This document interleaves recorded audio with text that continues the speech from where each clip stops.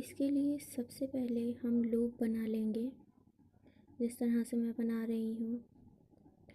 देखिए, 4-5 बल धागे में डालकर एक सिरा आप मुँह में लेकर एक हाथ पर लपेट लें और बीच में एक कैंची की तरह ये जो बन गया है, इसी के बीच में आपको बाल को लेना है। नॉर्मली जितनी भी आईब्रो है वे वैसे ही बनेंगी जैसे बनाई जाती है।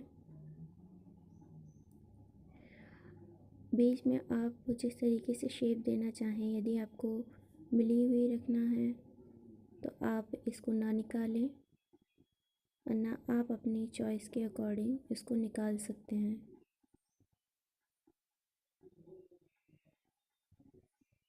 हल्के हल्के सीध में रखकर इसको निकालें।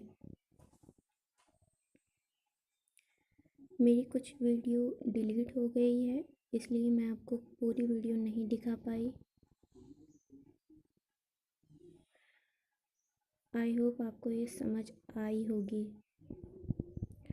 वीडियो अच्छी लगे तो मेरे channel Zia Parveen SP change को सब्सक्राइब करें। Thank you.